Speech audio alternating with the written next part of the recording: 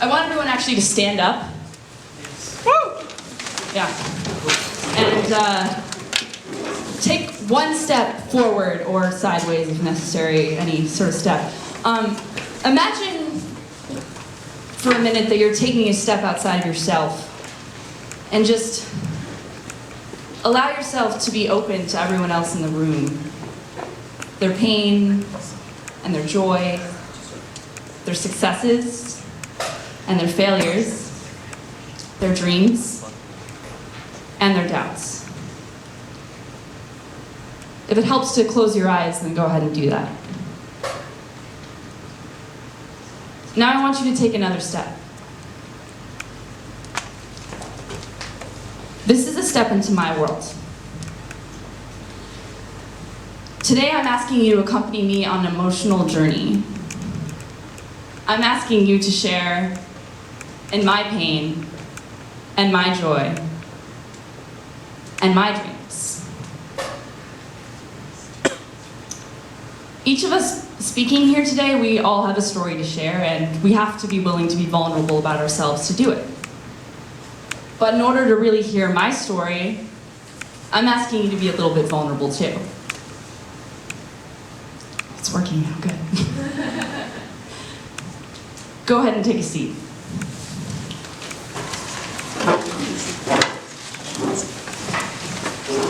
I'm an activist against sexual and gender-based violence, and in this role, I am constantly asking people to share in my emotions as a means of accessing societal truths, which can then translate into societal good. You probably weren't expecting my little spiel back there, and there's a couple of reasons for this. Number one, you filled out an application, and I'm in a suit, and this probably all feels a little bit transactional right now. The other, bigger reason is that usually, when people want to make an emotional impact, they don't tell you up front what it is they're trying to do, right? They just do it. For example, my introduction could have sounded more like this. My name is Francesca. I'm a sophomore student at the University of Southern California, and I am a victim of rape.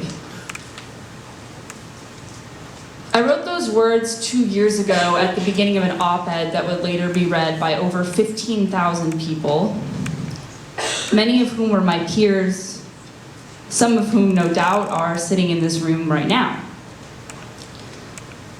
Writing and publishing that article left me more emotionally exposed than anything I had ever done before, and that was quite terrifying. But it was also the single most powerful thing I have ever done for both my activism and my personal healing process. I'm going to tell you why.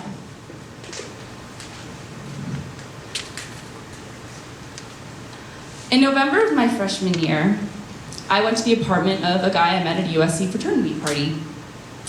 We fooled around a bit and we had some drinks with some of his friends and his roommates. At some point, I blacked out. I woke up in a bed, confused, not really able to move or to speak, to this guy forcing himself inside of me. It took me almost a year to really understand what happened to me as rape. By the time I was ready to tell anyone about it or to even admit it to myself, I figured the time for justice had passed. By then, I was actually conducting a lot of research and writing articles about sexual and gender-based violence, and that was my work, and this personal experience of this type of violence was something I just wanted to put away for the rest of my life. However, a few months later in the spring of 2013, there was this sudden uptick of stories in the media about students who had been sexually assaulted by their classmates and then subsequently mistreated by their universities when they tried to seek care or recourse for their assaults. I connected with a group of survivors at USC with similar grievances. Survivors who had tried to report their assaults but had been discouraged from continuing with the process. whose assailants had been found not responsible despite the testimony of multiple witnesses, who had faced disparaging remarks from campus officials or law enforcement, who had never reported their assault in the first place because they just didn't know where to go, whose assailants, more often than not, were still students on this campus. They asked me for help bringing public attention to the issue, and I decided I would write an op-ed for the campus publication I worked for, Neon Tommy. I saw my own assault as having no place in the story that I wanted to tell. Several of the survivors I was working with at the time didn't even know it had happened. I mean, almost nobody did. To me, it seemed like a conflict of interest. How could I present a clear-cut, analytical judgment fit for publication if I dragged my own baggage into the analysis? I had an important message to communicate. This wasn't supposed to be about me. But I found, as I was working on this op-ed, that it was really hard to talk about the experiences of these other survivors without also talking about me. I just didn't know how to craft a cohesive argument about the subject at all because my train of thought kept going in and out of my own trauma narrative. I've never really been the kind of person to separate my personal feelings from the words I put on the page. That's why I went into opinion journalism and not news. So finally, I just said, screw it, I need to bust my way through this writer's block, so I'm just gonna write it in there and I'll edit it out later, it's fine. You know, when I was done, I wanted to publish that draft simply because I really liked what I'd written. It was powerful. It felt right, and I realized I was having so much trouble leaving myself out of the story because it was my story too. But I knew if I put something like that on the internet, it would change my life. That night, I spent a lot of time thinking about what it would be like to be out as a rape victim. What I would have to face. Shame, stigma, all of my friends and my family finding out at one time. How would my little brothers handle it? What about the kids they went to school with? Would they find out? Would it embarrass them, make them ashamed? People calling me a liar. People saying I just wanted to ruin somebody's life or was just some slut trying to bash my school. People feeling sorry for me.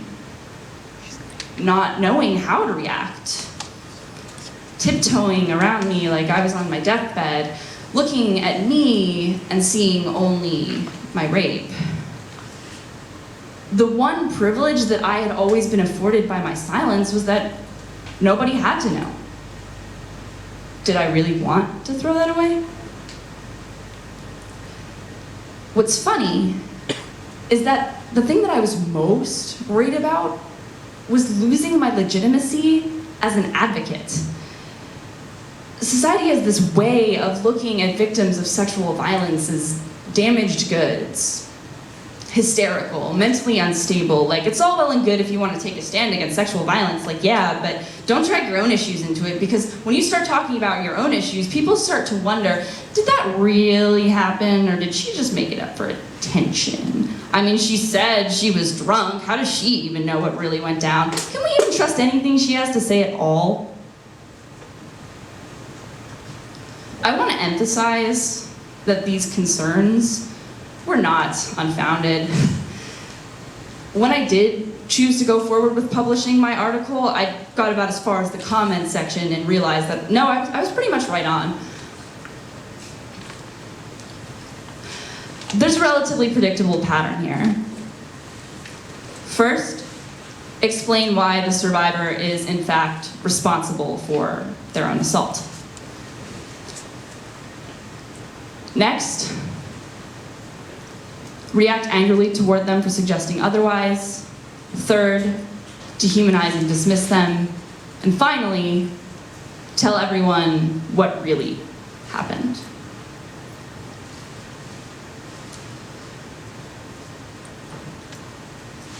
I've read and heard hundreds, if not thousands, of statements like these. I've been threatened on the internet. I've encountered journalists who asked me to describe my assault in detail, but then turned off the camera when I started to talk about my reform goals or my advocacy on behalf of survivors at USC.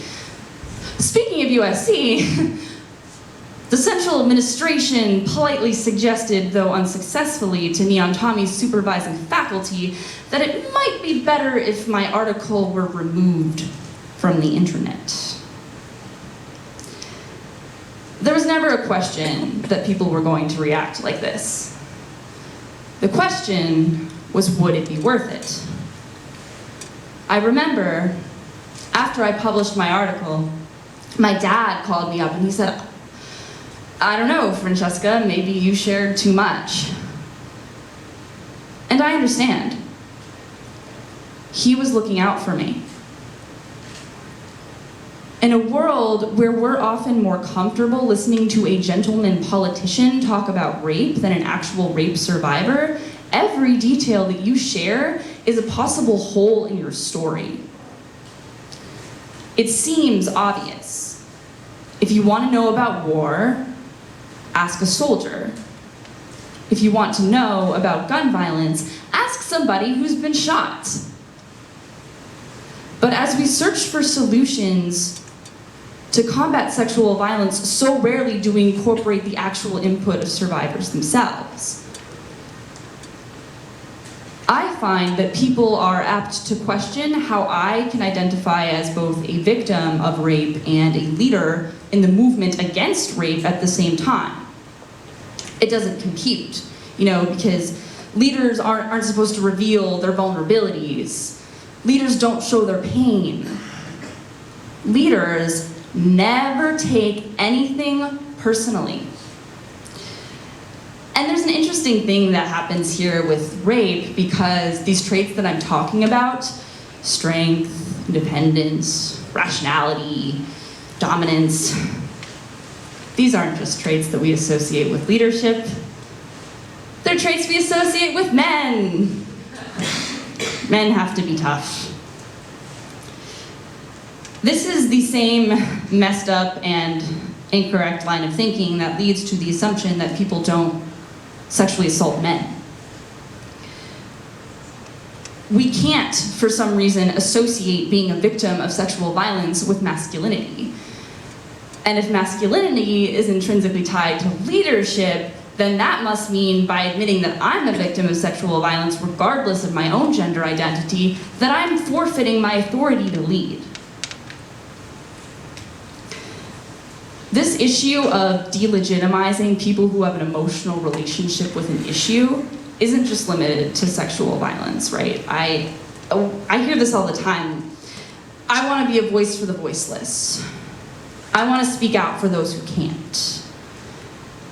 And that might come from an admirable place, but has it really never occurred to us that maybe people who've experienced violence or hardship or oppression can speak for themselves? And maybe the problem isn't that those people aren't speaking, but that the rest of us just aren't listening, or that we're also concerned about being a voice for the voiceless, that we're not actually leaving any space for the supposedly voiceless to express how they actually feel. We can speak. We are strong.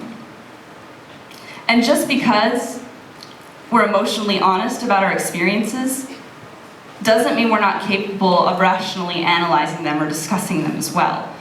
I mean, where did we even get this idea that reason and emotion are on two ends of the same spectrum? It doesn't really make any sense. Personally, I think the spectrum looks more like this.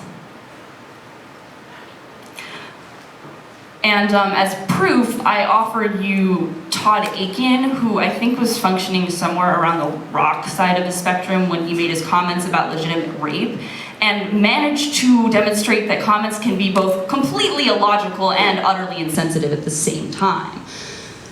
But Todd raises an interesting point here because his comments demonstrate how an emotional skill like empathizing with another person can be a really important part of understanding an issue, like rape, for instance. To a person who holds basic human dignity and sovereignty of self among their ethical precepts, rape doesn't really make any sense. How a person could do that to another person is difficult to comprehend with a purely rational mind.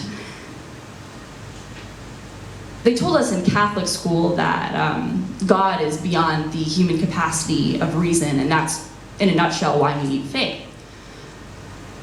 Personally, I believe some things are too horrible to comprehend, and that's why I need to feel what I feel, and to a certain extent, all of you need to feel it with me. Too often, as women or as survivors of sexual violence, we're told to be ashamed of our emotions. We're told that as long as we're emotional, we have no place in the public square. But how can we speak about something like rape without emotion? How can we empathize with a survivor if we're not willing to emotionally connect with them first? How can we even begin to address this issue if we're not ready to acknowledge the basic fact that it causes people pain? It's funny, when I was going through the comments on my article, which, as Princeton stated earlier, we should never ever do, but when I was going through those comments in preparations for this talk, I noticed something that really struck me. Anyone who ever had anything negative to say to me almost always posted anonymously. But the people who made supportive comments often went out of their way to provide their full name, or even to reach out to me personally. A lot of them said they were survivors themselves. And I realized, in writing that piece, in claiming my assault, in asserting my right to justice and the rights of others like me, I created a space for survivors. I created a space for the people who were truly, deeply upset, angry, hurting about the violence that was happening in their communities. A space where they could acknowledge and own those feelings of pain. Those people that wanted to deny what had happened or delegitimize our concerns, well, they were the ones who were afraid to share their names. They were the ones who had to feel ashamed. And that's it. Whenever someone says that sexual violence isn't a problem on college campuses, or victims of violence are somehow bringing it upon themselves, I don't need to go out and find proof that they're wrong. My life is proof. And that's all the assurance that I need to keep me going. I've seen what I've seen. I know what I know. And I feel how I feel. And simply, that's why I fight to end sexual violence on campus. And I'm going to keep fighting. This one's personal. Thank you.